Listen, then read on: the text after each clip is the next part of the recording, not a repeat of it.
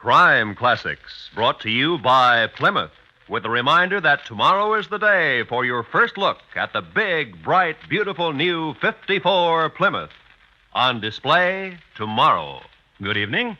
I am Thomas Hyland with another true story of crime. Listen.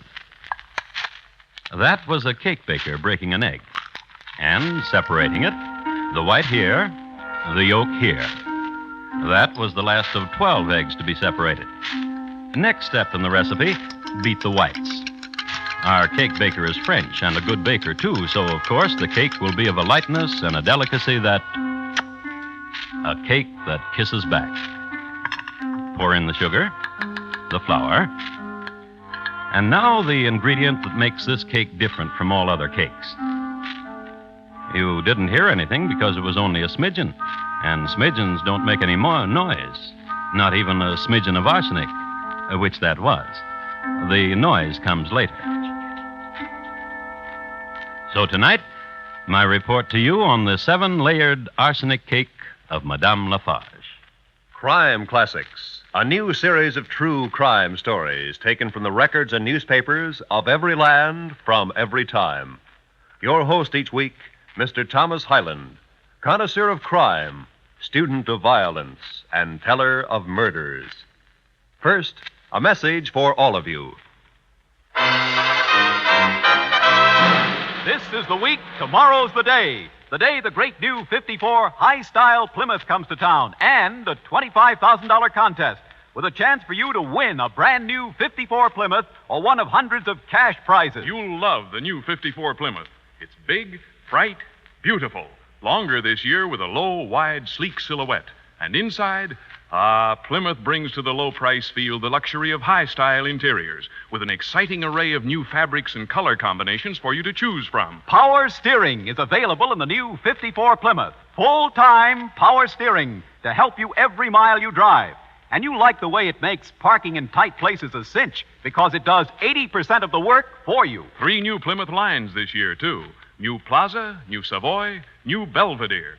3 separate lines, and in every line, a wide selection of body styles and color combinations to choose from. The 54 Plymouth has 64 new features and advancements. Yes, it's 64 for 54. And tomorrow's your day for a first-hand look at this dramatic new car. Tomorrow starts the Big Plymouth contest, too. So be sure to get your entry blank from your Plymouth dealer when you go in to see the big, bright, beautiful new 54 Plymouth tomorrow. And now, once again, Mr. Thomas Hyland and his report on the 7-layered arsenic cake of Madame Lafarge.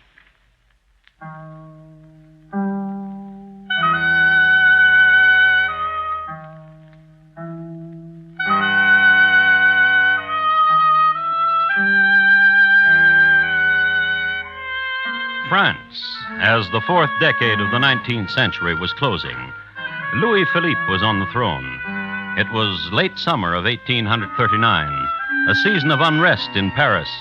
In the dark alleys and dank cellars, a populace seethed and grumbled and wrote slogans in chalk on the cobblestones, phrases such as allons, à bas, en avant, aux guillotines, which meant that in this stage people were either for things or against things or wanted them up or down or forward or guillotined. This was in the city. But a few kilometers away in the country, in Glandier, it was peaceful. Summer was dying gently, and the folk took their cue from nature. I'm quite sure she will be eminently satisfactory, madame. Her name is Marie Fortuné Capello. It is music, no? Marie Fortuné Capello.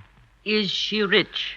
She has 25,000 francs in her own name. Marie Fortuné Capello. She will make a most excellent daughter-in-law to you, madame. I personally will guarantee it. Huh?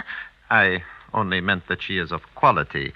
I personally knew her father, an artilleryman to Napoleon. Stirring. Who froze to his cannon outside of Moscow. Commendable. So, you see, you have come to the correct marriage broker. Madame. Yes? Your son, Charles, he has been apprised of the arrangement you are negotiating for him? 25,000 francs. Yes, and her own trousseau. He has been apprised. Go to him then and tell him he is most fortunate. His beloved is not only of wealth, but of beauty. We are in agreement, madame? She's in good health? Excellent. She has never been married before? Never. Then we are in agreement. Therefore, if you please... 10% of 25,000. 2,500 francs. Here. 3,000. And 500 francs change. Madame, Yes. your son, your fortunate son, Charles, Yes. he still spends his time at the blast furnace? I cannot get him interested in anything else. Strange. I only say this because I recall in my youth there were other things to do.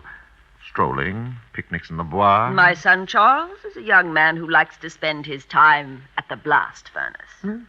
To each his own, eh, madame? Goodbye, madame.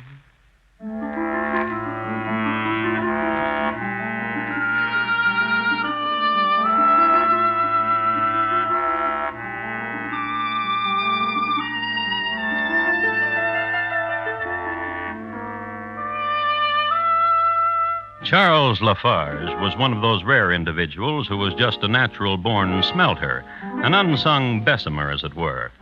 In his early youth, he evinced a healthy interest in iron things and tongs and anvils and blast furnaces. His father had died while fishing for bloaters in the Seine, this when Charles was 3 years old. His mother, a good woman, was quick to recognize her son's natural bent and indulged his talents. As a matter of fact, she invested nearly all her savings in a blast furnace and an ironmongery business for her son. Charles spent most of his waking hours in the shop, shaping things on the anvil, cooling metal, or what he liked best to do, smelting. He was doing that the day his mother broke the news to him. Her name is Marie Fortuné Capello. And he was 6 feet 4 inches tall. What of her? You will marry her. Why? All young men get married. You'll have a wife now, son. Son, Yes, Mama. come here to me, closer. I want to look at you. At what do you look, Mama? Nothing. You'd better get cleaned up.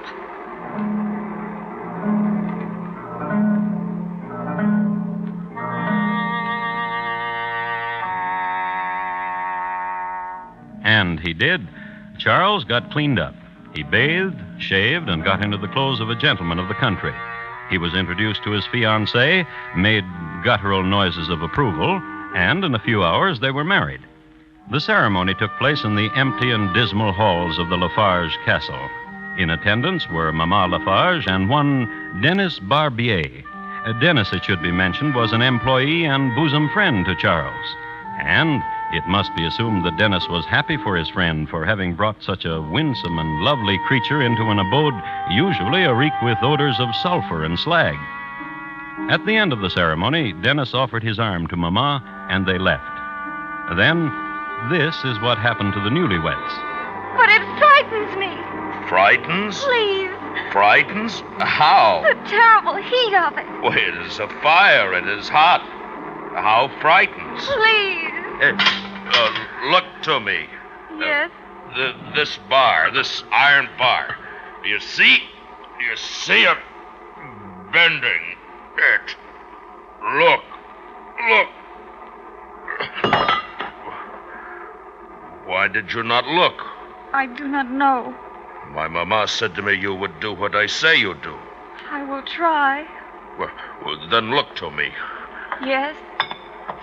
This metal piece, this round metal piece, you see? Yes. For you. What?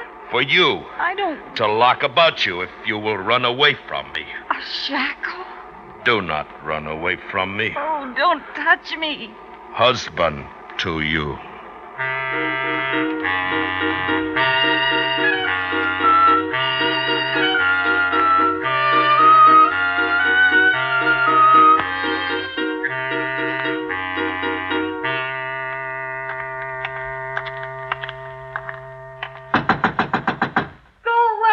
It is not your husband, madame. It is I. It is Dennis. It is Dennis. Dennis. What do you want? Your husband sent me to speak with you. May I come in?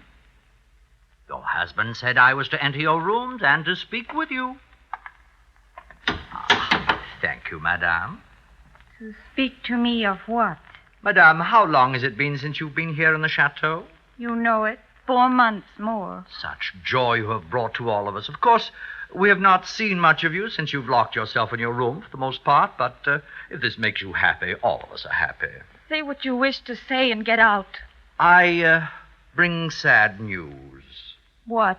Your husband has gone to Paris alone. I will turn my back while you weep. You finished? Oh, madame, you look so radiant after a good cry. When did he go? This morning. Oh, He has a plan for a blast furnace, a new principle. my husband. He was introduced to pencil and paper just last week, and already he has the theory for a new furnace. Remarkable, is it not? I wish him well. He asked me, shy man that he is, to say another thing. The 25,000 francs, which is banked in your name, he wishes it.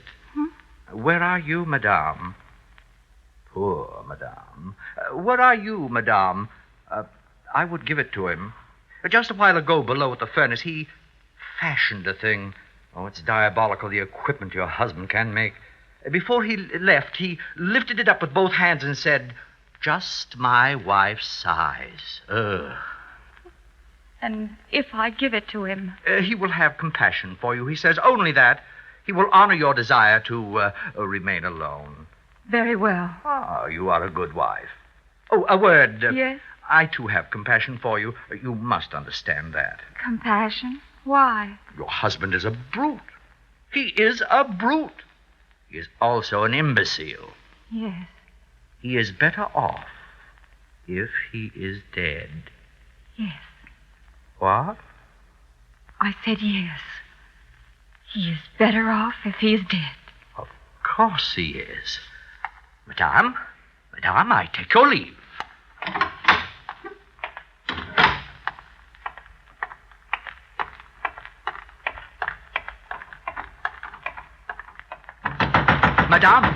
Madame Lafarge, open quickly, open.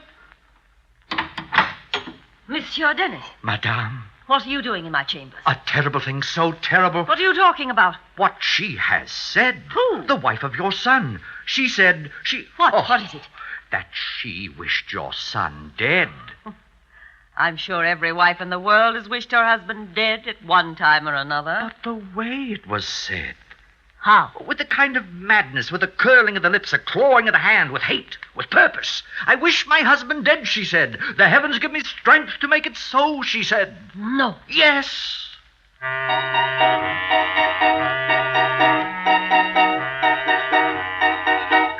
This banter kept up a few moments more. Then Mama became firmly convinced that she had a potential murderess for a daughter-in-law. Dennis, on the other hand, went to the pharmacy and bought some arsenic.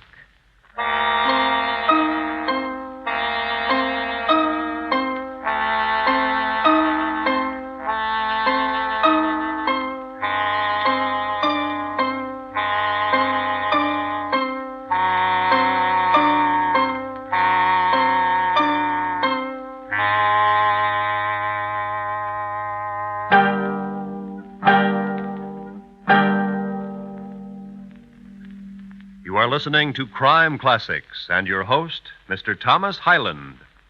How would you like to win a smart new 54 Plymouth convertible? Well, you couldn't get one for doing less, so be sure to enter the exciting Plymouth contest that starts tomorrow. $25,000 worth of prizes in all, 6 sleek new 54 Plymouths to be given away, and hundreds of cash prizes. How do you enter? Easy. Tomorrow, visit any Plymouth dealer and see the exciting new 54 Plymouth. Look it over, sit in it, ask questions. Then, on an entry blank your Plymouth dealer will give you, just tell in 50 words or less what you like most about the new 54 high-style Plymouth. And with 64 new features and advancements to choose from, there's plenty to write about. For instance, find out about Plymouth's new High Drive, newest, smoothest, no-shift drive in the low-price field at only slight extra cost. So be sure to visit your Plymouth dealers tomorrow. See this big, bright, beautiful new 54 Plymouth and enter the contest. Don't put it off either, because the contest closes Monday at midnight. Be sure to see the new 54 high-style Plymouth tomorrow. And now, once again, Thomas Hyland and the second act of Crime Classics and his report to you on the 7-layered arsenic cake of Madame Lafarge.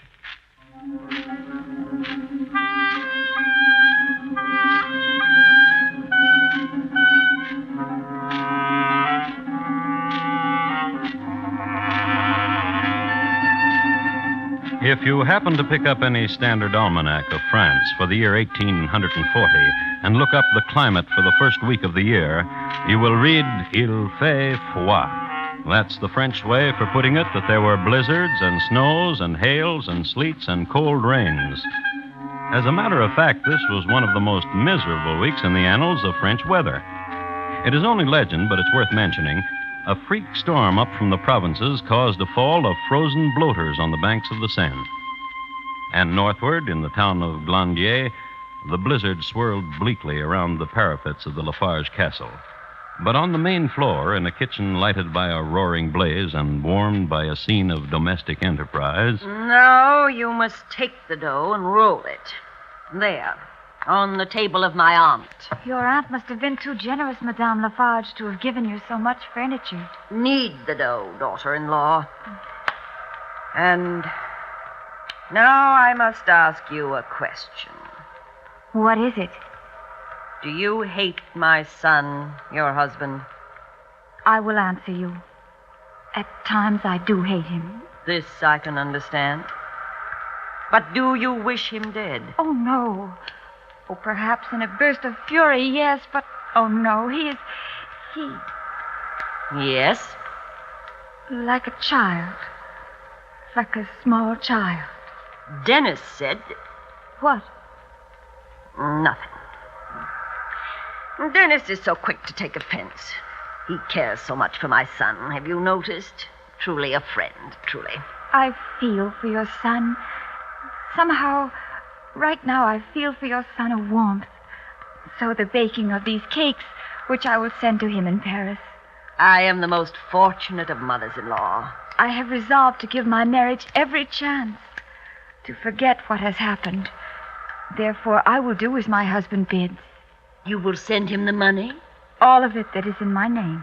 25,000 francs? To the sou. I will send it along with the cake. Marie. Yes, dear mother-in-law? You are good. It is important that Charles build his blast furnace. When that is done... Never mind. Here, will you put the dough in the pans? There should be enough to fill those 5 small ones. Gladly. I will wash my hands and write Charles a note. You'll find the pen on the desk of my aunt. And when you are finished, we will put it with the cakes and the money. And Dennis will mail all of it. Let me kiss you. And they offered each other their cheeks.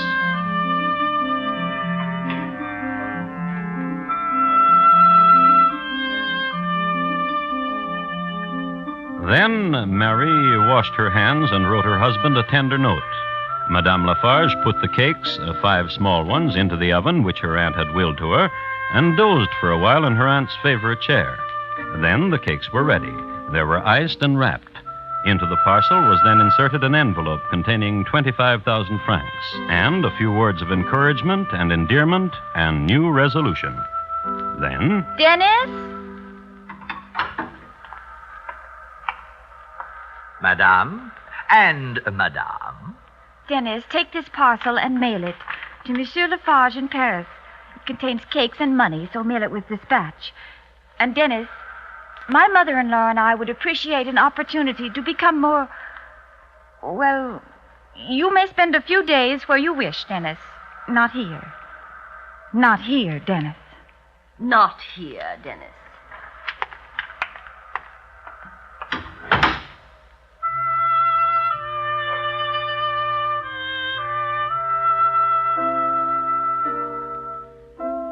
Oh, Charles Lafarge got the parcel all right. It was mailed all right, and he got it. But if you think for one moment that Dennis was there when it arrived, you're right. So, my dear friend Charles, I thought that you would be lonesome in Paris. So many of the young men get lonely in Paris. You are good. So I thought to... Now, who could that be? Charles. Charles? Now, who could that be? May I see? I will see. Oh. Well, thank you. A package for you, Charles. A package? Yes, it is. May I open it for you? I will open it for you. It's from Glandier. From your wife. What could it be? I feel kindly toward my wife. Perhaps Yes? when this of the blast furnace is done, when I get back to Glandier, I will... A cake. I like cake. Such a large cake. And here, an envelope. Oh, money. How much? 3,000 francs. I hoped she'd send the 25. Oh, there is a note here, too. Read it to me. Dear Charles, keep warm. Here is cake, here is money. Your wife, Marie. Charles, Yes? may I cut a piece of cake for you? I will cut a piece of cake for you. Myself, I will eat none of it. My stomach is turning into a paunch. It is a fine-looking cake. Here, eat. Do you like it? Is it good? Is it light? Yeah. More.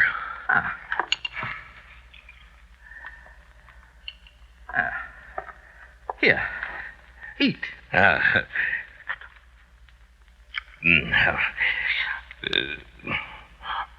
What's the matter? The cake lies against my heart Oh? painfully. With much...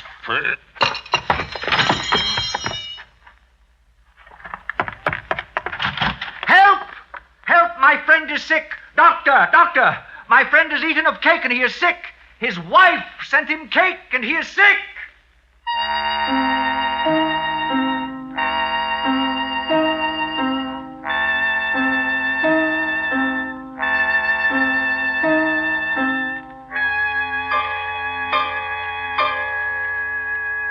His wife sent him cake and he became sick, Inspector. I do not wish to say it, but you forgive me, do you not? Yes, you do. I was in the presence of his wife when she said she wished her husband dead, that she thought him a brute and an imbecile, and she wished him dead. And then she sent me to buy arsenic for mice, she said. For mice. Then this cake comes to my friend Charles Lafarge, and he eats of it, and now he is dead. Inspector, you forced me to say it. I did not wish to say it, but you forced me.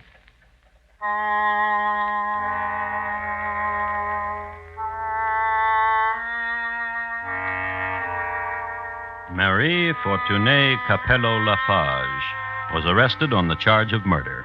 She was put in prison in January 1841 and brought to trial in July.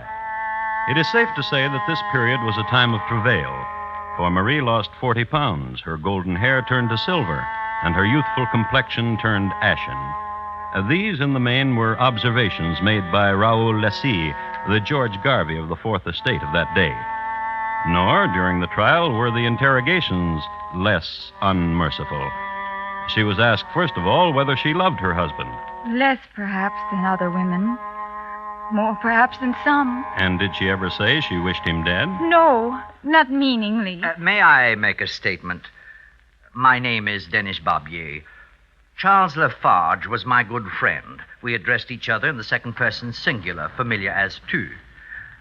I grieve for his death. I grieve that his widow has been placed in such a precarious position. Yet I am forced to say that I, Denis Barbier, friend of Charles Lafarge, did hear Marie Lafarge wish her husband dead meaningly.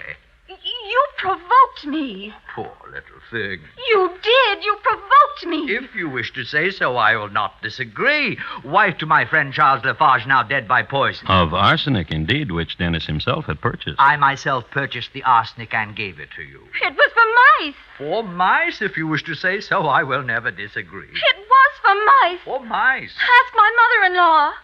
Ask her. Madame Lafarge. Very well. I recall no mice.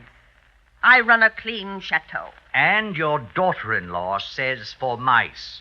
I say you killed my dear friend Charles Lafarge. Murderous! No! Murderous! No! Yes! And what of the cake? There were 5 small cakes. There was but one cake, a large cake of 7 layers. Ask my mother-in-law. Ask her. Madame Lafarge. I do not remember. You yourself put them in those 5 pans. I do not remember. Murderous! No! Yes! And what of the money? From the bank, I took 25,000 francs and put them in the parcels. There was only 3,000 francs in the parcel. Murderous! Murderous! Murderous!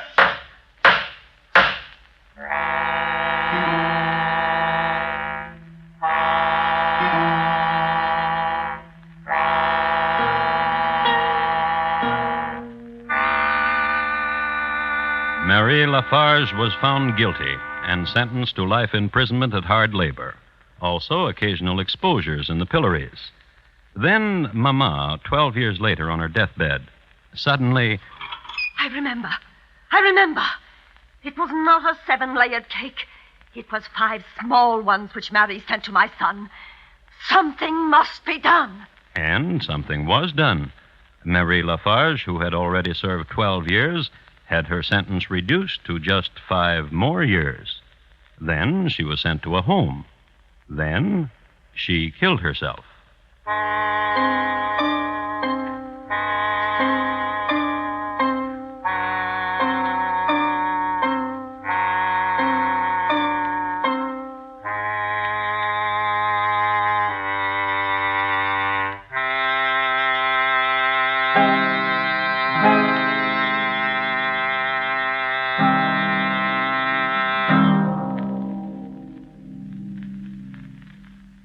Thomas Hyland will return in just a moment to tell you about next week's Crime Classic. It's big, the 54 Plymouth. It's bright, the 54 Plymouth. Big, bright, beautiful too. The 54 Plymouth is the car for you. Yes, the new 54 high-style Plymouth is the car for you, and tomorrow's the day to see it. Tomorrow's also the day to enter the big $25,000 Plymouth contest. You'll find all the easy rules and a complete list of prizes on the entry blank your Plymouth dealer has for you. So remember, you have a date tomorrow to see the big, bright, beautiful new 1954 Plymouth. And here again is Thomas Hyland. Next week, the broad state of New Mexico, at a time when it was worth your life to walk down the street, armed or unarmed, day or night. My report to you will be on Billy Bonnie Bloodletter, also known as the Kid. Thank you. Good night.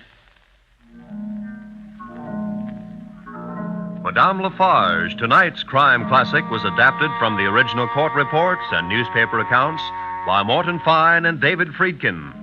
The music was composed and conducted by Bernard Herrmann, and the program is produced and directed by Elliott Lewis.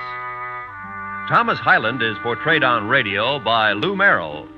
In tonight's story, Eve McVeigh was heard as Marie, Irene Tedrow as Madame Lafarge, Joseph Kearns as Dennis, Edgar Barrier as Noonie, and William Conrad as Charles. Roy Rowan speaking.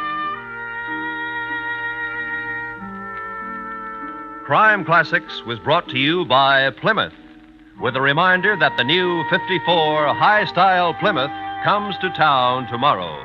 Be sure to see it. This is the CBS Radio Network.